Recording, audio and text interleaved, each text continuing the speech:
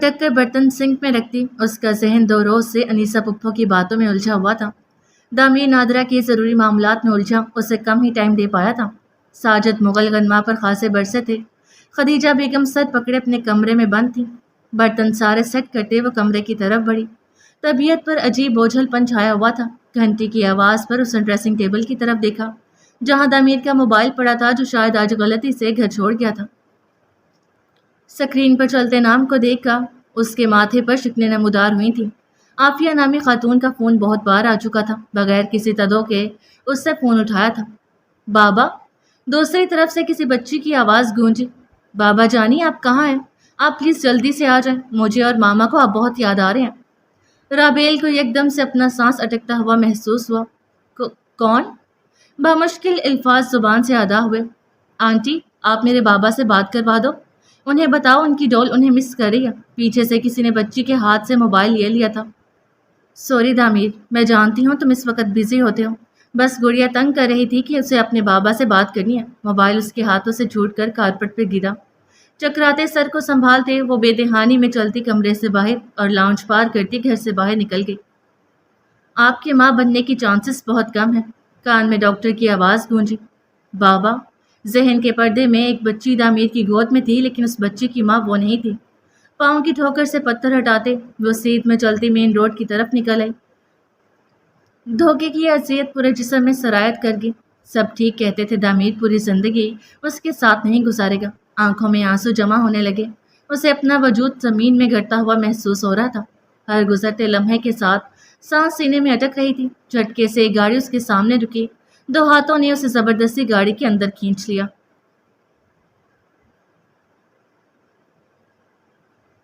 غنما کو سمجھا دے خدیجہ، اس لڑکے کو اپنے دل و دماغ سے نکال دے۔ ساجد مغل کے حکمیہ لہجے میں خدیجہ آپا نے بے بسی سے انہیں دیکھا۔ ابا جی، کوئی گنجائش نہیں نکل سکتی؟ ہلکی آواز میں گویا انہوں نے بیٹی کا دل رکھنا چاہا۔ غنما کی سوجی آنکھیں ان کا دل کاٹ دیتی تھی۔ کس گنجائش کی بات کرتی ہو خدیجہ؟ وہ آدمی اور اس کا پوتا دونوں نیچ ہیں۔ وہ لوگ اس قابل نہیں کہ انہیں عزت دی جائے۔ خود کو دھوکے میں رکھنا چھوڑ دو۔ میں وہ سوک سے کہتا ہوں کہ اس سب کے پیچھے بھی ضرور ان کی کوئی چال ہے۔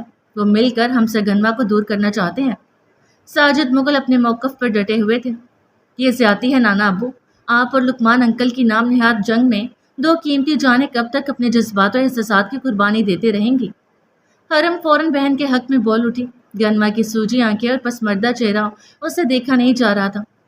تم ابھی چھوٹی ہو، تم ان کی چال نہیں سمجھتی۔ خدیجہ آپا کبھی باپ اور کبھی بیٹی کو دیکھ رہی تھی۔ بڑوں کے لیے بچے ہمیشہ چھوٹے ہی رہتے ہیں، لیکن یہ محبت اس سچائی کو بدل نہیں سکتی۔ وہ دونوں اپنی زندگی کا فیصلہ کرنے کا حق رکھتے ہیں۔ کیا آپ نے یا لقمان انکل نے ایک بار بھی ان دونوں کی مرضی جاننے کی کوشش کی؟ کیا آپ لوگوں کو اپنے بچوں کے چہرے سے ان کے دل کا حال معلوم نہیں ہوتا؟ کیا یہ نفرت کی جنگ دلوں میں بسنے والی محبت اور خونی رشتوں سے کئی گنا زیادہ ہے؟ بولتے بولتے وہ ٹھہر سی گئی۔ ساجد مغل خاموشی سے اسے دیکھ رہے تھے۔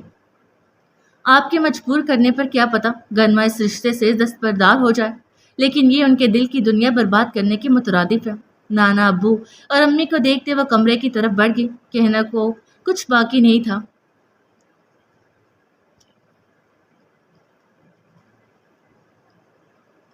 پورے گھر میں رابیل کو ڈھونڈتے وہ لاؤنج میں آیا جہاں خدیجہ آپا سر پکڑے بیٹھی تھی۔ آپا، آپ نے بیلا کو دیکھا ہے؟ اپنے کمرے میں ہوگی، کدھر جانا ہے اس نے؟ دامیر نے متلاشی نظروں سے دوبارہ کچن کا رخ کیا۔ میں 2 بار پورا گھر دیکھ چکا ہوں، وہ کہیں بھی نہیں ہے۔ دامیر خاصا پریشان دکھائی دے رہا تھا۔ الیانہ کے پاس ہوگی، اور کہاں جانا ہے اس نے؟ غنما اور حرم بھی کمرے سے باہر آ گئی۔ نہیں آپی، وہاں نہیں ہے۔ میری ابھی الیانہ سے بات ہوئی ہے، وہ تو خود آپی کا پوچھ رہی ہیں، جن کو کب سے کال ملا رہی ہیں، لیکن ان کا نمبر بند جا رہا ہے۔ دامیر نے ماتھا مسلا۔ رابیل کبھی بھی بغیر بتائے کہیں نہیں جاتی تھی، اور آج گھر سے ہی غائب تھی، وہ بھی بنا کسی کو اطلاع دیے۔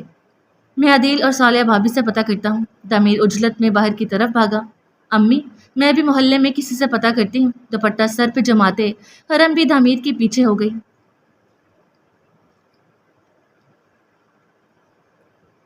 دور سے آتی حرم کو دیکھتے اس نے بائک کی سپیڈ کم کی۔ حرم نے جھٹکے سے سر اٹھا کر اپنے سامنے رکتی بائک کو دیکھا۔ اتنی دھوپ میں یہاں کیا کر رہی ہو؟ براق نے آنکھوں سے چشمہ ہٹاتے اسے دیکھا جو دھوپ سے بچنے کے لیے سر پر ہاتھ رکھ کے کھڑی تھی۔ رابیل ابھی گھر میں نہیں ہے، بس انہیں ہی ڈھونڈنے نکلی ہوں۔ लेकिन पता नहीं वो कहाँ है, किसी को कुछ नहीं पता। बुराक के माथे पर शिकने नमूदार हुई। परेशान मत हो, वो मिल जाएंगी, फिलहाल तुम घर जाओ। इर्द गिर्द गली में खड़े लड़कों को देखते उसके चेहरे की नरमी पल भर में खत्म हुई। पर मैं आप ही को, हरम, मैं क्या बोल रहा हूँ, सीधा यहाँ से घर जाओ। उसकी आंखों का सर्दपन देखते हरम को अनजाना सा एहसास हुआ। बुराक ने आज से पहले कभी उसे इस लहजे में बात नहीं की थी। कुछ था जो काबिले बयान न था। सर झुकाते वो घर की तरफ बढ़ गई।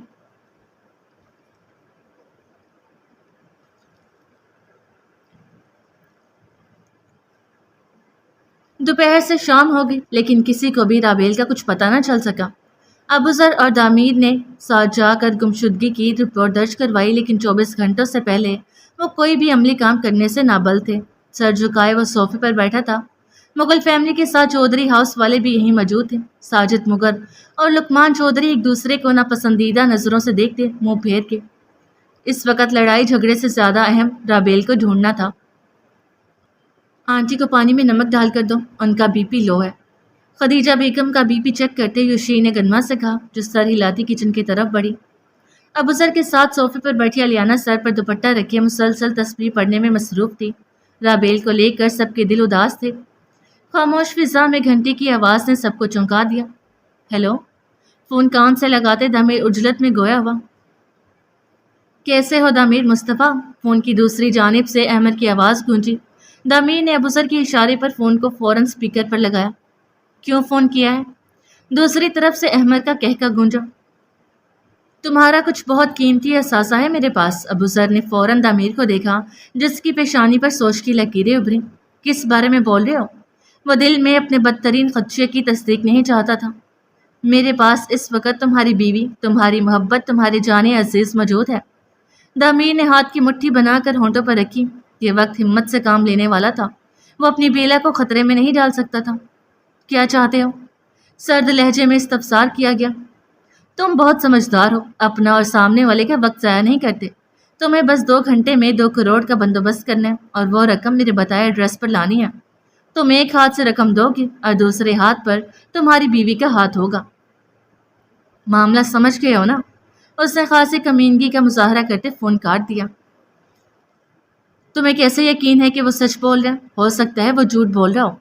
आपा ने फ़ौरन दामिर को देखते हुए कहा। फ़ोन की घंटी पर दामिर की तवज्जो मोबाइल की तरफ मबसूल हुई, जहां व्हाट्सएप पर एक वीडियो भेजी गई थी। कांपते हाथों और धड़कते दिल के साथ उसने वीडियो खोली, जहां सामने राबेल नूर कुर्सी से बंधी नजर आई। मुंह पर टेप चिपकी हुई थी, सर के बाल बिखरे चेहरे पर छाए हुए थे। बेला, ज़ेरे लब उसने पुकारा। दिल में बसने वालों को इस हाल में देखना मौत के मुतरादिफ था। मैं बैंक से पैसे निकलवा कर लाता हूँ। वो एक झटके में खड़ा हुआ। इतने पैसे कहाँ से आएंगे? आपा ने तशवीश का इजहार किया। 2 करोड़ कोई छोटी रकम नहीं थी। अब उसे जाओ तुम दामीद के साथ, और जितने पैसे उसे ज़रूरत है उतने निकलवा लो बैंक से। लुकमान चौधरी की बात पर सबने हैरान नज़रों से उन्हें देखा। ऐसी नज़रों से वो कुछ खौफ से हो गए। बेटियां सबकी साझी होती हैं, लड़ाई झगड़ा अपनी जगह, लेकिन बेटी का यूं रात भर बाहर रहना मुनासिब नहीं। जाओ उसे फ़ौरन लेकर आओ। दामीर ने मशकूर नज़रों से उन्हें देखा। ये सारा किया धरा तुम्हारे उस मनहूस मंगेतर का है जिस पर मट मिटी थी तुम। बुराक ने सारा नज़ला हरम पर गिराया, जो होनक बनी उसके गुस्से को देख रही थी। तुम मुझ पर क्यों भड़क रहे हो? मुंह फेरते वो बाकी सबके साथ बाहर निकल गया।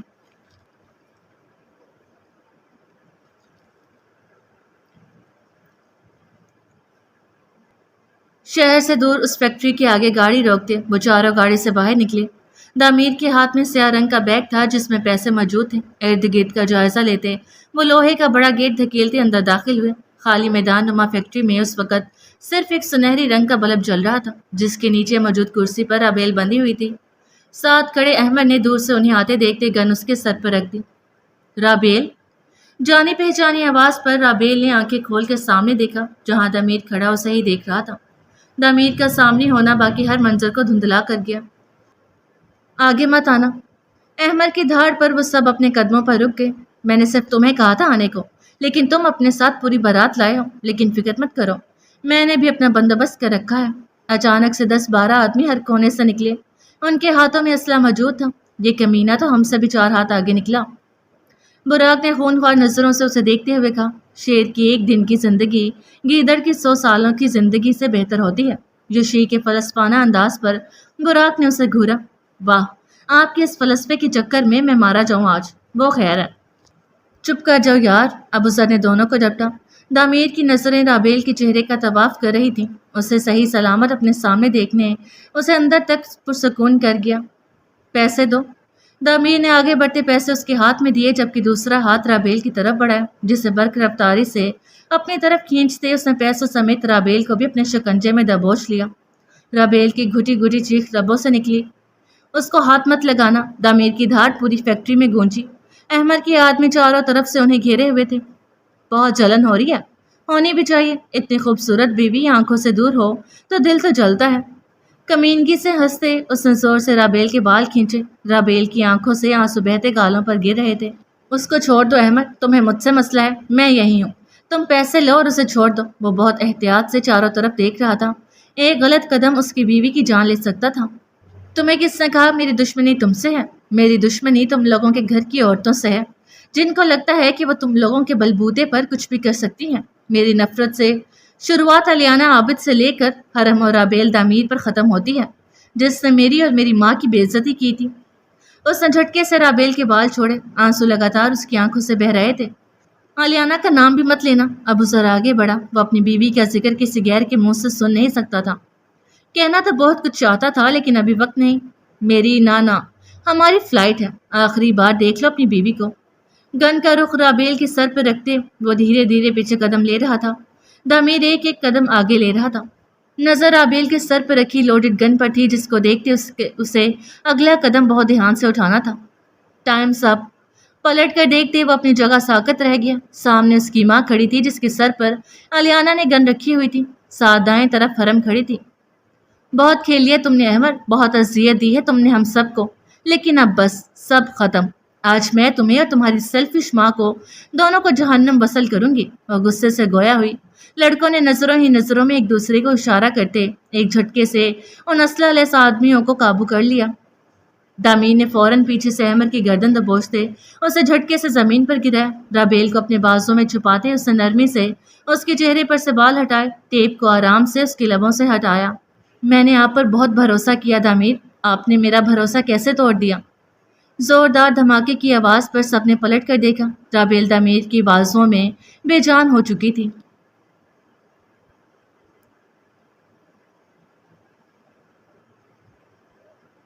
تمہیں کس بے وقوف نے یہ مشورہ دیا تھا کہ جھانسی کی رانی بن کر اس کے سامنے آن کھڑی ہو؟ ہسپتال میں ادھر سے ادھر چکر کاٹتے اس نے ابو ذر کو دیکھا، جو بینچ پر بیٹھی الیانہ کے سر پر کھڑا تھا۔ الیانہ نے گردن موڑ کے ساتھ بیٹھی حرم کو دیکھا۔ لو، اب سمجھ آیا کس عقل مند نے مشورہ دیا تھا؟ براق نے اس سے گھورا۔ جواباً حرم نے بھی حساب بے باک کر دیا۔ سوری، پر میں آپ ہی کو لے کر بہت ڈر گئی تھی، وہ آہستگی سے گویا ہوئی۔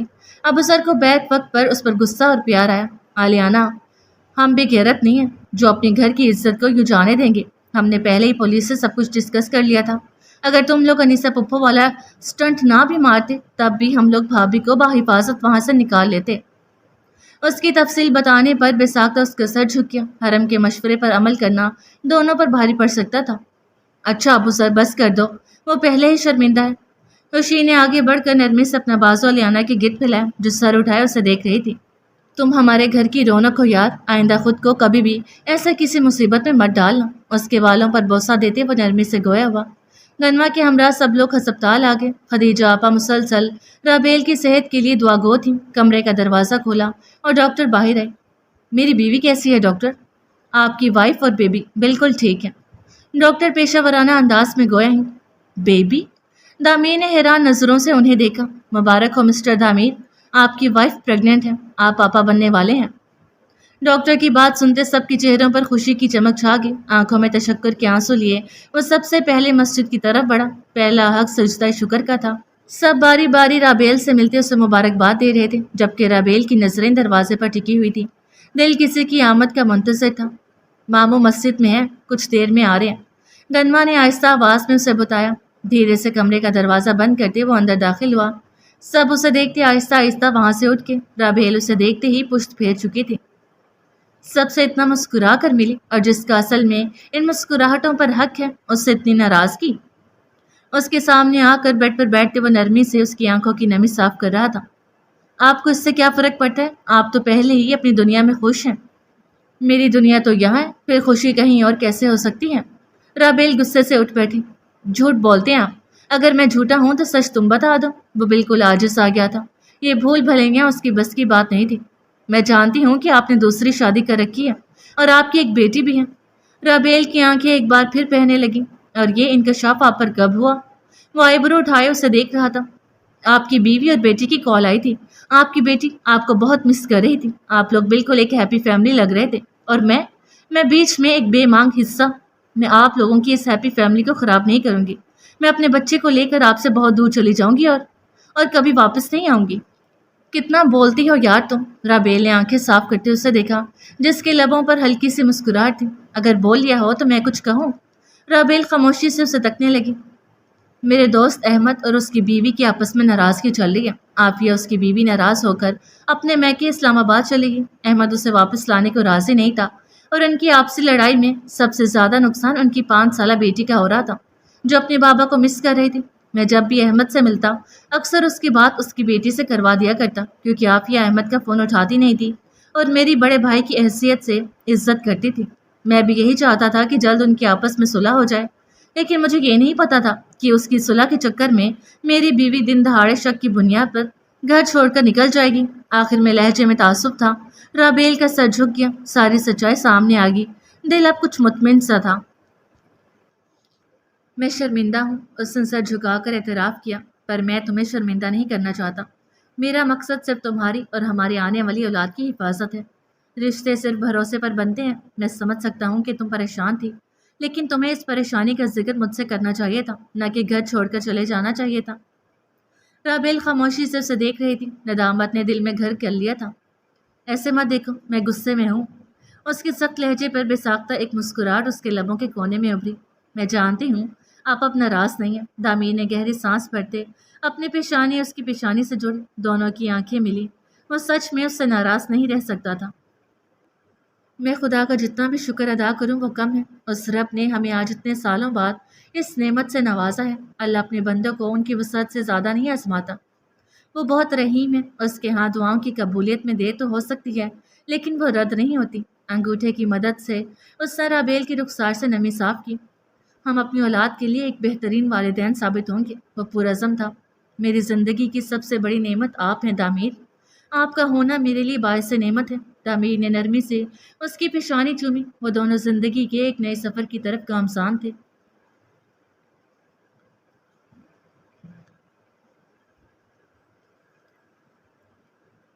ہسپتال کے گارڈن میں بینچ پر بیٹھے وہ خاموشی سے آسمان پر نظریں ٹکائے ہوئے تھے۔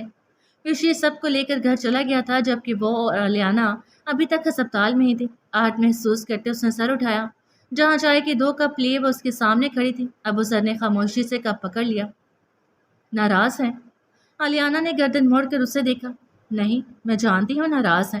میں نے جو کیا وہ ایک سینسیبل حرکت نہیں تھی، لیکن میں بہت ڈر گئی تھی۔ میں نہیں چاہتی تھی وہ کسی کو کوئی نقصان پہنچائے۔ سب کی فکر تھی لیکن میری فکر نہیں تھی۔ یہ سب کرتے ہوئے ایک بار کے لیے یہ سوچتی کہ میں کیا کروں گا اگر تمہیں کچھ ہو گیا۔ الیانا نے اس کی آنکھوں میں دیکھا۔ وہ بولتی شکوہ کرتی آنکھیں اسے شرمندہ کر گئی۔ مجھے آپ کی فکر ہے سر۔ دل میں چھپے راز کو فاش کیا گیا۔ لگتا تو نہیں۔ ناراض بچے کی طرح وہ منہ پھیرے بیٹھا تھا۔ دل کی آنکھوں سے دیکھیں گے تو محسوس ہوگا۔ اس نے مسکاتی نظروں سے مقابل کو دیکھا۔ دل کی آنکھوں سے تب دیکھتے ہیں محترمہ جب سامنے والے کا دل آپ کے سنگ میل دھڑکتا ہو، وہ بھی دو بدو گویا ہوا۔ پھر آپ کا مشاہدہ بہت غلط ہے۔ الیانا چودھری کا دل ابوذر چودھری کے سنگ دھڑکتا ہے۔ اس دل کو ابوذر چودھری کی صاف ریاض سے پاک مسکراہٹ بہت اچھی لگتی ہے۔ دل اسے مسکراتا دیکھ کر ہواؤں کے سنگ خود کو اڑتا محسوس کرتا ہے۔ لوگ محبت کو کیا نام دیتے ہیں معلوم نہیں، لیکن میری نظر میں محبت یہی ہے جہاں سامنے والے کی خوشی اپنی خوشی محسوس ہوتی ہے اور سامنے والے کا غم اپنا غم۔ ابو سر نے اسے دیکھا جس کی آنکھیں نم اور لب مسکرا رہے تھے۔ دل محبت کے اقرار پر شاد تھا۔ آپ بہت پیارے ہیں ابو سر۔ ابو سر کے گال سرخ ہوئے تھے۔ وہ کتنی آسانی سے اسے راضی کر چکی تھی۔ مسکراہٹ چھپاتے وہ سامنے دیکھنے لگا۔ تو میں سمجھوں کہ ناراضگی ختم ہو گئی؟ وہ امید بھری نگاہوں سے اس کی جانب دیکھ رہی تھی۔ ناراضگی تو اسی وقت ختم ہو گئی تھی جب تم نے محبت کا اعتراف کیا تھا۔ میں نے کوئی اعتراف نہیں کیا، وہ ہر بات سے انکاری تھی۔ اچھا ٹھیک ہے، میں نے مان لیا۔ وہ ہنسا اور ہنستا چلا گیا۔ الیانا کو جلدی شام کا یہ منظر سب سے خوبصورت لگا تھا۔ کہیں چلیں؟ وہ اس سے سوال کر رہی تھی، پر میرے پاس ابھی گاڑی نہیں ہے، اس نے کچھ فکر مند ہو کر کہا۔ الیانا نے پہلی بار اس سے کوئی ایسی فرمائش کی تھی۔ آپ ساتھ ہیں تو سفر معنی رکھتا ہے، سواری نہیں۔ ہاتھوں میں ہاتھ دیے وہ ایک ساتھ آگے بڑھ رہے تھے، آنکھوں میں چمک اور لبوں میں مسکراہٹ تھی۔ نہ چاہنے پہ بھی تجھ کو خدا سے مانگ لیا، یہ حال ہے دلے بے مدعا کے ہوتے ہوئے۔ توے سے روٹی اتارتے اس نے براق کے سامنے رکھی جو حرم سے لڑنے میں مصروف تھا۔ ایک نظر سامنے بیٹھے یوشی پر ڈالی جو سر جھکائے تیزی سے موبائل پر کچھ لکھ رہا تھا۔ تم کوڑ مغز کو یہ مشورہ کس نے دیا تھا کہ منہ اٹھا کر ہمارے پیچھے چلیا؟ حرم نے غصے سے اسے گھورا جو آدھے گھنٹے سے اسے باتیں سنا رہا تھا۔ تم کہو تو اگلی بار منہ گھر چھوڑ جاؤں گی۔ اتنا بڑا منہ ہے، کہاں چھوڑو گی؟ روٹی کا والا بناتے وہ زیر لب مسکرایا۔ حرم نے غصے سے اسے گھورا۔ اس وقت وہ اسے دنیا کا زہر ترین انسان لگ رہا تھا۔ زہر لگ رہی ہو مجھے تو کھاؤ اور مر جاؤ۔ وہ ہنوس مسکرا رہا تھا، پر پتہ نہیں کیوں حرم کو اس کی آنکھیں پہلی بار مسکراتی ہوئی محسوس ہو رہی تھی۔ ایک چمک تھی، عجیب سی چمک۔ یوشی کیا ہوا ہے؟ موبائل دوبارہ ٹیبل پر رکھتے یوشی خاموشی سے گنوا کو دیکھنے لگا۔ باقی دونوں بھی کچھ سنجیدہ ہو گئے۔ میرا رزلٹ آ گیا، گنوا نے تھوک نکلا۔ وہ مزید کوئی بری خبر سننا نہیں چاہتی تھی۔ یوشی کا چہرہ خطرناک حد تک سنجیدہ تھا۔ کوئی بات نہیں بھائی، آپ پہلی بار تھوڑی فیل ہوئے ہیں، اگلی بار پھر کوشش کر لیجیے گا۔ براق نے لاپرواہی سے کہتے کھانے پر ساری توجہ مرکوز کی۔ یوشی، گنوا تو گویا رونے والی ہو گئی۔ میں پاس ہو گیا ہوں گنوا، میرا سی اے کلیئر ہو گیا ہے۔ بے یقینی سے اسے دیکھتے وہ بے ساختہ اس کے کندھے سے جا لگی، آنکھوں سے تشکر کے آنسو بہہ رہے تھے۔ اب ہماری شادی ہوگی، تم میری دلہن بن کر میرے گھر آؤ گی۔ وہ خوشی سے گویا ہوا، باقی دونوں کی موجودگی سے یکسر انجان وہ اپنے آنے والے خوبصورت مستقبل کے خواب بن رہے تھے۔ نوالا براق کے منہ میں ہی رہ گیا۔ اسے بھائی کے پاس ہونے کی امید صفر تھی، اور حرم دونوں کو دیکھتی دل ہی دل میں ان کی تاحیات خوشیوں کی دعا کر رہی تھی۔ لیکن ابھی ایک اور امتحان باقی تھا۔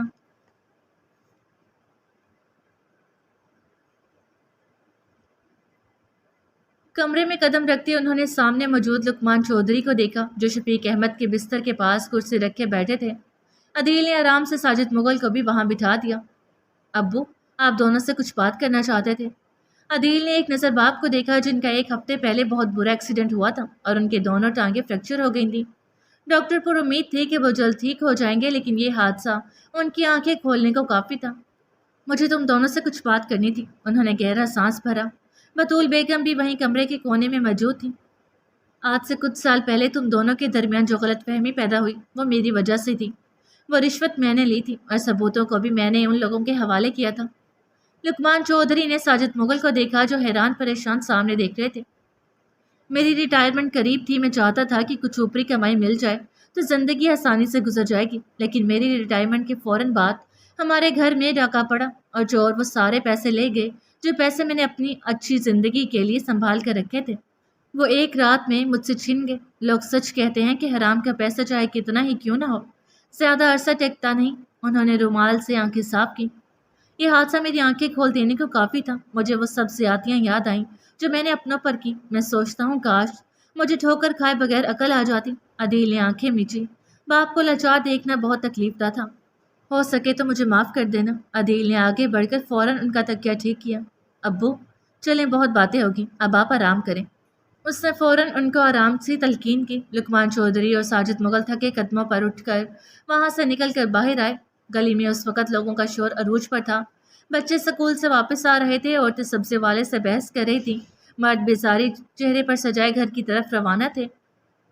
دونوں نے گردن موڑ کر ایک دوسرے کو دیکھا۔ ان کی نام نہاد انا کی جنگ نے ان کے بچوں کی اتنے سالوں کی خوشیاں قربان کی تھی۔ بغیر کچھ سوچے سمجھے وہ دونوں بغل گیر ہو گئے۔ سبزی والا منہ کھولے یہ محبت بھرا منظر دیکھ رہا تھا۔ بچے ماؤں کا دوپٹہ کھینچتے انہیں نئے ہونے والے خوشنما منظر کی طرف توجہ دلا رہے تھے۔ اندر بطول بیگم کچن کی طرف بڑھی جہاں سالیہ دوپہر کا کھانا تیار کر رہی تھی۔ شوہر کی یہ حالت دیکھتے ان کا دل اندر سے کانپ اٹھا تھا۔ زندگی نے انہیں موقع دیا تھا اور وہ اس موقع کو گنوانا نہیں چاہتی تھی۔ مجھے معاف کر دو بیٹی، میں نے تمہارے ساتھ بہت زیادتی کی ہے۔ سالیہ نے ان کے جڑے ہاتھ تھام لیے۔ دروازے کے فریم میں کھڑے عدیل نے تشکر بھری نظروں سے اسے دیکھا۔ وہ ہر حالات میں اس کی شانہ بشانہ کھڑی تھی۔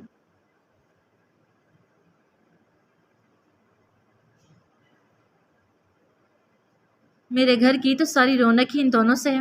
خدیجہ آپا نے محبت سے دامید اور رابیل کے جڑوا بیٹوں سیف اور کیف کو چوما جو اس وقت دادا ابو کے ساتھ جوڑے بیٹھے تھے۔ ساجد مغل کے ہاں آج گنما اور جوشی کی شادی کی تاریخ رکھنی تھی، جبکہ دوسری طرف براق اور حرم کی بھی بات پکی کی تاریخ رکھنی تھی۔ حرم غصے سے چکر کاٹتی لان میں موجود اس وقت سب سے بائک آؤٹ کر چکی تھی۔ کیسی ہو؟ اپنے سامنے ہنستے مسکراتے براق کو دیکھتی وہ غصے سے رخ پھیر گئی۔ تم نے اچھا نہیں کیا براق، ہماری دشمنی والے رشتے کو کیوں بدلنا چاہتے ہو؟ اگر دشمنی کو محبت میں بدلا جائے تو کوئی مذائقہ تو نہیں؟ وہ مسکراتی نظروں سے اسے دیکھ رہا تھا۔ گلابی رنگ کے فراک میں ملبوس وہ خود بھی غصے سے گلابی ہو رہی تھی۔ محبت کو بیچ میں مت لاؤ، وہ بھڑک کر گویا ہوئی۔ محبت تو کب سے بیچ میں ہے، بس ہمیں کبھی نظر نہیں آئی۔ حرم نے اس کی آنکھوں میں دیکھا جہاں محبت و مان چمک رہا تھا۔ دل کی دھڑکن بڑھی، دل محبت پر ایمان لے آیا۔ مجھے ابھی شادی نہیں کرنی، مجھے پڑھنا ہے ابھی۔ تمہیں کب سے اتنی محبت ہوگی پڑھائی سے؟ وہ ذرا مشکوک نظروں سے اسے دیکھنے لگا۔ الیانہ کہتی ہے لڑکیوں کو انڈیپینڈنٹ ہونا چاہیے، تو بس میں بھی اپنے پیروں پہ کھڑا ہونا چاہتی ہوں۔ براق نے اس کے پیروں کی طرف دیکھا۔ تم اب بھی اپنے پیروں پر ہی کھڑی ہو؟ نہیں، مطلب مجھے ابھی پڑھنا ہے۔ وہ بس ضد تھی۔ اس کا فیصلہ تو میری ہونے والی ساس کریں گی۔ اس نے مسکراہٹ دبائی۔ امی کو بیچ میں مت لانا۔ میں اس کے پیچھے بھاگی جو ہنستا مسکراتا اندر کی طرف بڑھ گیا۔ اندر سب کی زندگی سے بھرپور کہہ کے گونج رہے تھے۔ امتحان کی گھڑی گزر گئی، اب بس محبت کے دن باقی تھے۔ زندگی میں جو فرض ہوتے ہیں واجب الادا وہ قرض ہوتے ہیں، انمول ہوتے ہیں وہی تعلقات، لوگ جہاں بے غرض ہوتے ہیں۔ خود پسندی، تکبر، احساس برتری، لا علاج پیچیدہ یہ مرض ہوتے ہیں۔ فقط خاک ہی بن جاتے ہیں خاص انسان جب مدفن عرض ہوتے ہیں۔ سمجھے جاتے ہیں بنا کہے جذبے، اشعار میں کہاں عرض ہوتے ہیں۔ نفسانی دور جدید میں کبیر مقدس رشتے بے غرض ہوتے ہیں۔